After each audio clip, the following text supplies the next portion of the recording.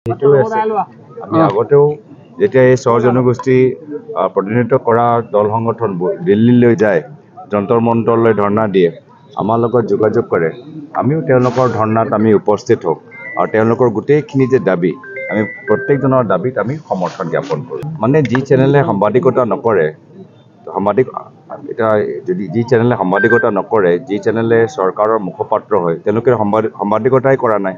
সাংবাদিকতা কি হয়? সাংবাদিকতা হয় ৰাইজৰ হৈ আমি চৰকাৰৰ পৰা, ক্ষমতা থকা চৰকাৰৰ পৰা প্ৰশ্ন কৰা। যেতিয়া সাংবাদিকতাই নাথাকিলে, তেতিয়া আমি তেওঁলোকক সাংবাদিক হিচাপে গ্ৰহণ কৰা নাই, তেওঁলোকক আমি চৰকাৰী মুখপাত্ৰ হিচাপে বা এটা বিশেষ দলৰ মুখপাত্ৰ হিচাপে গ্ৰহণ কৰিছোঁ। নাই, ভাবা নাই। আমি গণতন্ত্ৰ চতুৰ্থ স্তম্ভটো সন্মান কৰিছোঁ। আমি গণতন্ত্ৰ চতুৰ্থ স্তম্ভ যে সাংবাদিক জগত হয়, এই সংবাদ জগতক আমি সন্মান কৰি যিসকলে সাংবাদিকতা কৰা নাই, তেওঁলোকক অলপ বেলেগ চকুৰে চাই আছোঁ। আকৌ লগ পাম, কি আছে? আমি আগতেও লগ পাই আছোঁ, ইয়াৰ পিছতো লগ পাম, আমি লগ পাই থাকিম। যদি বেলেগ এটা প্ৰক্ৰিয়া জৰিয়তে লগ পাব লাগে, আমি বেলেগ প্ৰক্ৰিয়া জৰিয়তে লগ পাম। আজি লগতে আজি পবিত্ৰ ঈদৰ দিনত মই অসমবাসী ৰাইজক ঈদৰ শুভেচ্ছা জ্ঞাপন কৰিছোঁ। আল্লাই যে সকলৰ ঘৰত শান্তি সম্প্ৰীতি এটা উজ্জ্বল ভৱিষ্যতলৈ আনে, তাৰ বাবে মই কামনা কৰিছোঁ। আৰু আল্লাই যে আমাক সকলোকে বিপদৰ পৰা আঁতৰত ৰাখে, সেইটো কামনা কৰিছোঁ। লগতে এই অসম মহাপুৰুষ শ্ৰীমন্ত শংকৰদেৱৰ অসম, মাধৱদেৱৰ অসম, আজান পীৰৰ অসম, লাচিত বৰফুকনৰ অসম হৈ থাকে। এই পৰম্পৰা আমি ধৰি ৰাখোঁ, এই সংস্কৃতি আমি ধৰি ৰাখোঁ, তাৰ বাবে মই সকলোৰে পৰা কামনা কৰোঁ। যি স্থিতি মোৰ আগতে আছে, মোৰতো একো নতুন স্থিতি সলনি কৰা নাই। ইয়াৰ আগতেও আমি পাৰ্লিমেণ্টৰ ভিতৰতে, যদি আপোনালোকে মোক শুনিছে, মোৰ পাৰ্লিমেণ্টৰ ভিতৰতো আমাৰ জনগোষ্ঠী জনজাতিৰ আমি জনজাতিকৰণ হোৱাটো আমি বিচাৰিছোঁ। তো ইয়াতো নতুন আমি একো ক'বলৈ হোৱা নাই।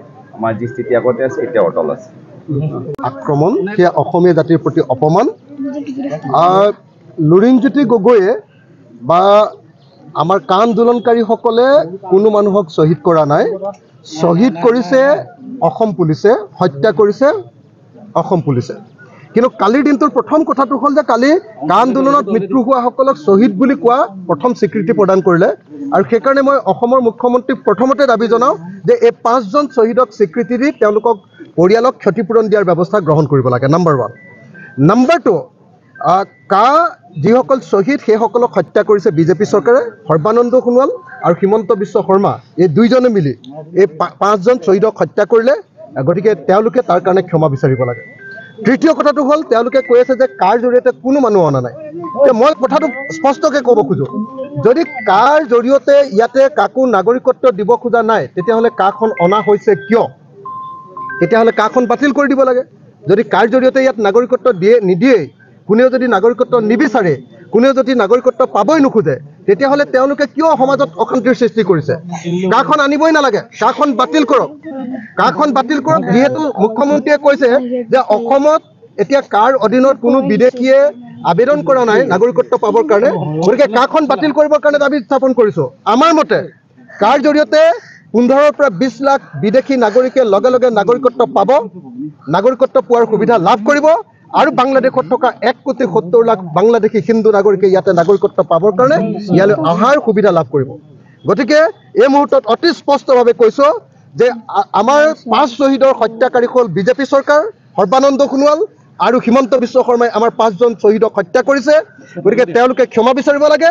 আৰু যদি কাৰ জৰিয়তে কোনেও নাগৰিকত্ব নাপায়, বিদেশীয়ে যদি নাগৰিকত্ব নাপায়, তেতিয়াহ'লে কাখন বাতিল কৰাৰ ব্যৱস্থা গ্ৰহণ কৰিব লাগে। হিমন্ত বিশ্ব শৰ্মাৰ চালাকি কথা বন্ধ কৰিব লাগে।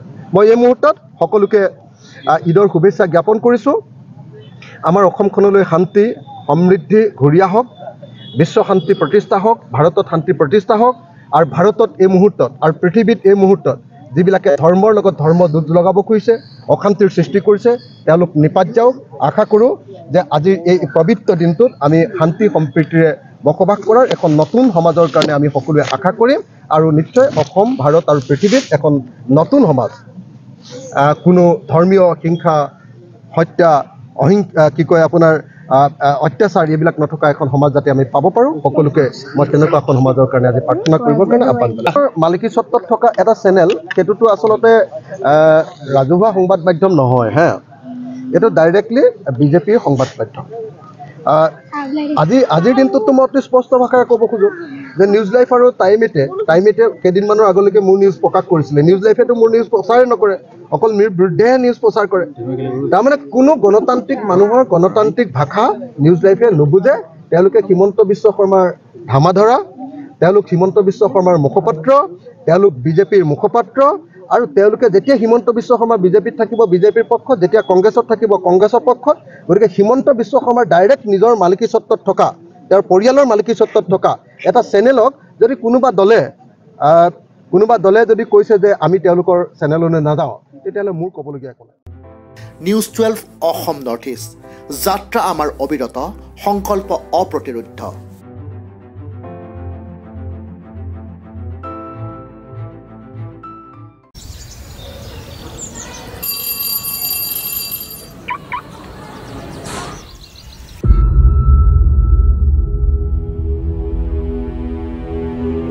ऑप्शनल? खेल कब से ऑप्शनल बन गया? जो हमें जीवन की परिभाषा सिखाए वो ऑप्शनल है। द ग्रीन स्कूल इंटरनेशनल में हम इस विचार को चुनौती देते हैं। खेल हमारे लिए एक साधन है उस शिक्षा की। क्लासरूम हो या मैदान, जो हमारे अंदर की असली पावर को निखारे, जो हमें सिखाए टीम वर्क,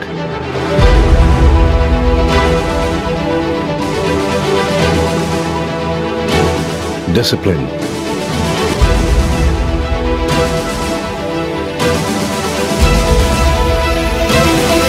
जो हमें तैयार करे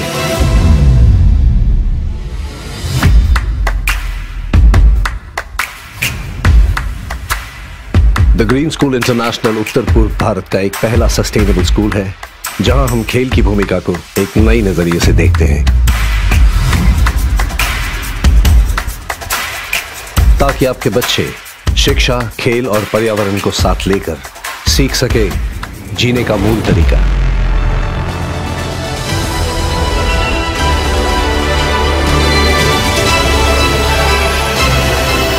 यहां स्पोर्ट्स बस ऑप्शनल नहीं है।